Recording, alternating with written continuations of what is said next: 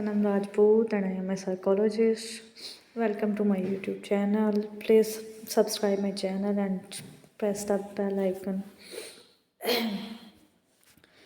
आज का जो हमारा लेक्चर है वो है explain purpose aim of clinical psychology, यानी क्लिनिकल साइकोलॉजी का पर्पस क्या है, उसका एम क्या है।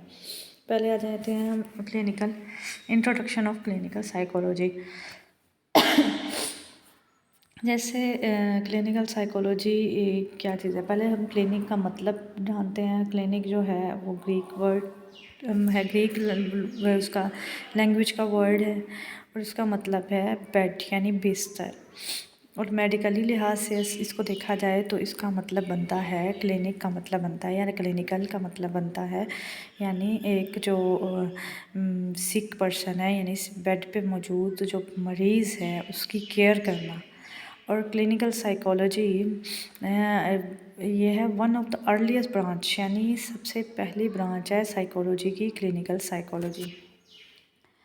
अच्छा, इसका जो सब्जेक्ट है वो क्लिनिकल साइकोलॉजी में जो पेशेंट्स होते हैं उनका मैल एडजस्टमेंट होती है, यानी उनका अदम मुताबिकत का उनमें शिकार होते हैं जो पेशेंट्स जिनमें डिसेबिलिटीज़ होती हैं, जो डिस्ट्रेस होते हैं यानी तकलीफ़ के बाइस होते हैं पेशेंट्स, उनका इलाज करना क्लिनिकल साइकोलॉजी में।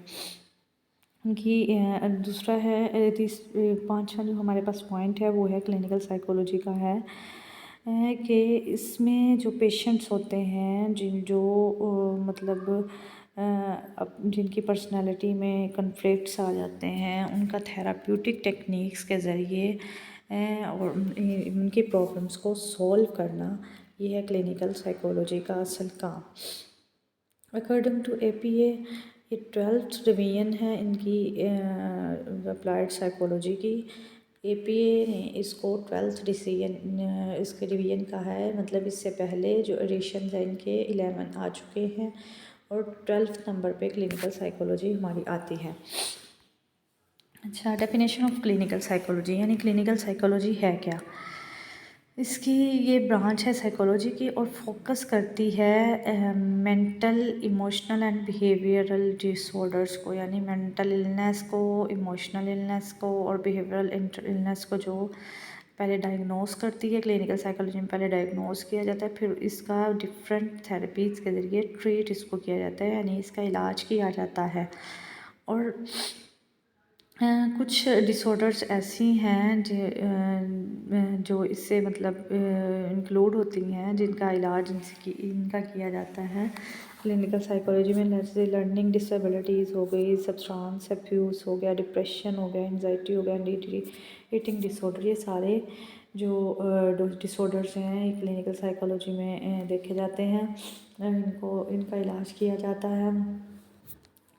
एक होते हैं न्यूरोटिक जो पेशेंट्स होते हैं, एक होते हैं न्यूरोटिक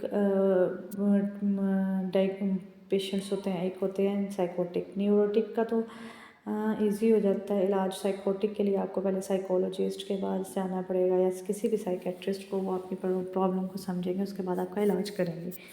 ये क्लिनिकल साइकोलॉजी में होता है। अच्छा, aspects of clinical psychology. Clinical psychology के जो एस्पेक्ट्स हैं वो क्या हैं। सबसे पहले एडजस्टमेंट ऑफ क्लाइंट, यानी आपने क्लाइंट की एडजस्टमेंट को देखना है कि वो सोशली और मतलब एडजस्टमेंट कर पा रहा है अपनी फैमिली के साथ या अपने कोलीग्स के साथ, अपनी जॉब डिस्क्रिप्शन है उसमें लोगों के साथ, इन्वायरमेंट के साथ एडजस्टमेंट कर पा रहा है या नहीं। अगर उसकी एडजस्टमेंट में कोई प्रॉब्लम है तो आप उसकी पहले उन प्रॉब्लम्स को सॉल्व करेंगे और फिर उसका इलाज करेंगे। फिर रिसर्च एप्लीकेशन, क्लिनिकल साइकोलॉजी में जो है रिसर्च एप्लीकेशन के ज़रिए पेशेंट्स को देखा जाता है, यानी मुख्तलिफ रिसर्च करके उसके बारे में, उसकी पर्सनल इंफॉर्मेशन के बारे में सारी रिसर्च करने के बाद उसका इलाज किया जाता है। और तीसरा है पर्सनल ऑब्जर्वेशन, यानी उसकी पर्सनल ऑब्जर्वेशंस के बारे में कि उसकी पर्सनल ऑब्जर्वेशन क्या है, यानी अब जब वो कुछ बता रहा है अपनी उसके बारे में, जब आपको कोई भी साइकोलॉजिस्ट पेशेंट को असेस कर रहा होता है तो उसकी सारी पर्सनल ऑब्जर्वेशंस के बारे में उसको बैठ के सुनता है।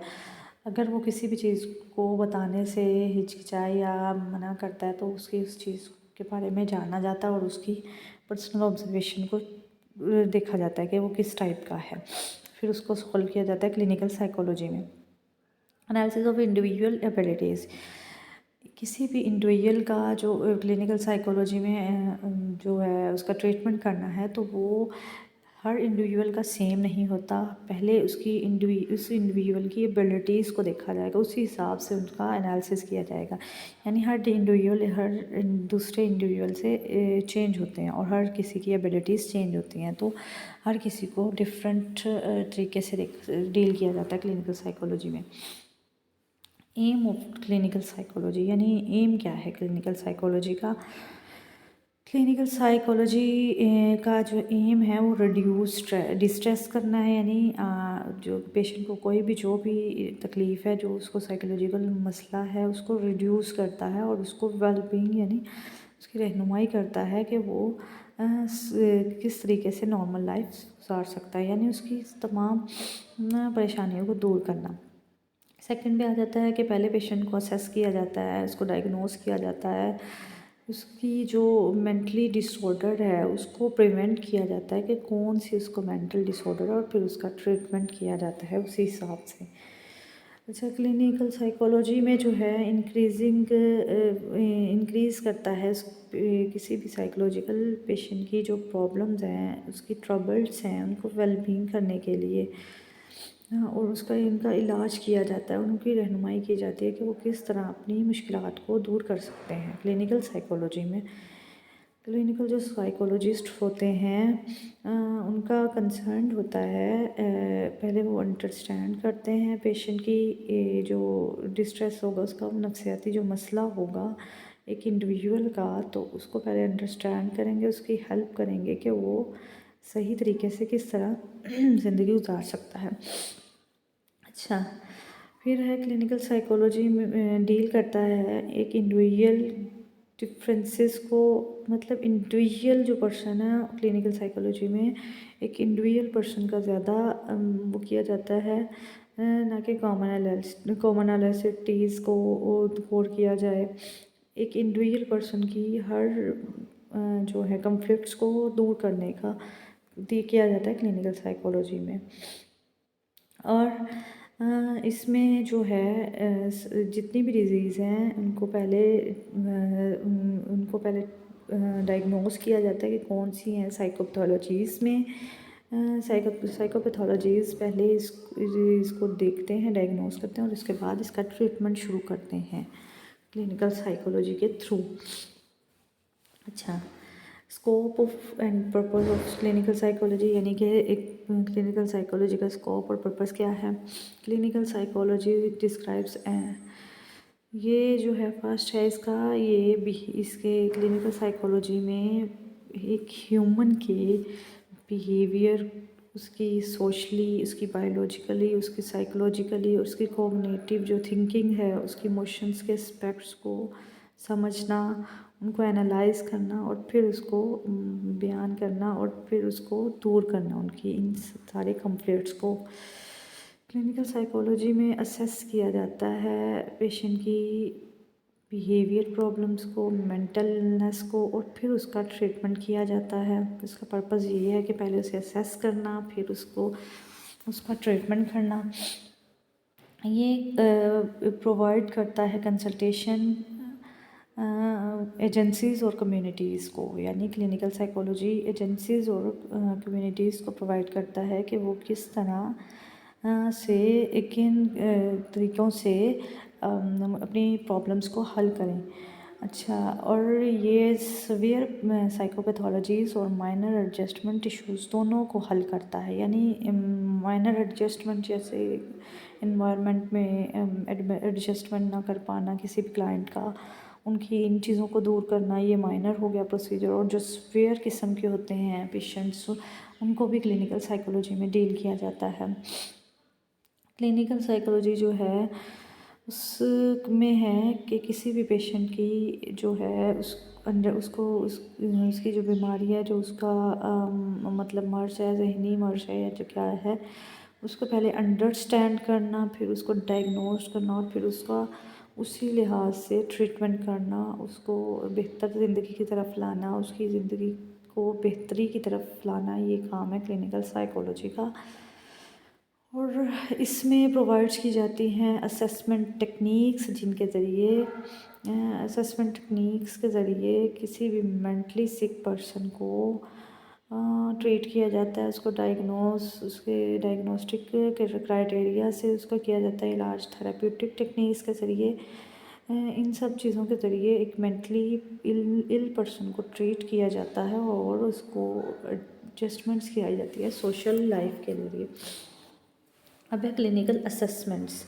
क्लिनिकल असेसमेंट्स में वही होता है कि डाटा कलेक्ट किया जाता है, उसकी किसी भी पीपल के बारे में इंफॉर्मेशन उसकी कलेक्ट की जाती है, उसके बिहेवियर, उसकी प्रॉब्लम्स को, उसकी यूनिक करेक्टरिस्टिक्स यानी उसकी इंडिविजुअलिटी को और उसकी एबिलिटीज़ को और उसका इंटेलिजेंस फंक्शनिंग क्या है, उस सब के बारे में उसका इंफॉर्मेशन कलेक्ट करके उसको उसकी मर्ज को डायग्नोस करके फिर उसका ट्रीटमेंट स्टार्ट किया जाता है। ये है क्लिनिकल असेसमेंट्स के उसकी तमाम चीज़ों के बारे में जानना। फिर ट्रीटमेंट में क्लिनिकल साइकोलॉजी में ये आ जाता है कि मतलब पहले उसकी आपने डायग्नोस कर लिया कि उसे कौन सा बीमारी है, उसको किस मतलब लिहाज से देखा जाएगा। फिर उसमें साइकोथेरेपीज़ के ज़रिए उनका इलाज किया जाता है, मुख्तलिफ थेरेपीज़ होती हैं, उनके ज़रिए साइकोथेरेपी हो गई, बिहेवियर मॉडिफिकेशन हो गया, साइकोलॉजिकल काउंसलिंग हो गई, यानी काउंसलिंग के ज़रिए ये तमाम जो हैं यूज़ होती हैं fields in psychology, clinical psychology में एज अ ट्रीटमेंट टूल्स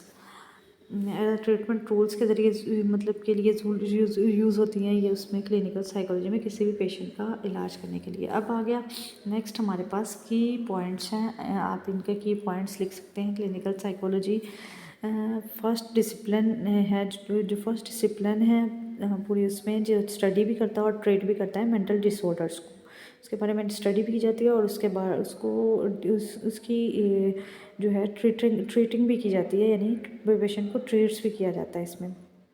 और ये क्लिनिकल साइकोलॉजी है एप्लीकेबल है नॉर्मल और एबनॉर्मल दोनों उसके लिए बिहेवियर्स के लिए एप्लीकेबल है। ये क्लिनिकल साइकोलॉजी जो है रिसर्च के ज़रिए ये यूज़ करती है रिसर्च का तरीका, टीचिंग का तरीका। यानी क्लिनिकल साइकोलॉजी जो हमारी है वो किस किस में फील्ड में यूज़ हो रही है, रिसर्च में यूज़ हो रही है, टीचिंग में यूज़ हो रही है, ट्रीटमेंट्स में यानी साइकोथेरेपीज़ के ज़रिए, असेसमेंट में और असेसमेंट एंड कंसल्टेशन में यूज़ होती है ये क्लिनिकल साइकोलॉजी। और क्लिनिकल साइकोलॉजी जो फोकस करती है वो हमारे इंटेलेक्चुअल यानी इंटेलिजेंस पे, किस इंटेलिजेंस का पेशेंट है उसकी इंटेलिजेंस के मुताबिक उसको ट्रीट करना, उसके इमोशनल उसको देखना, बायोलॉजिकल को देखना, psychological, social and behaviour aspects को देख कर एक ह्यूमन फंक्शनिंग को बेहतरी की तरफ लाना, यानी उसकी लाइफ स्पैन को दूर करना, उसके हर मुश्किलात को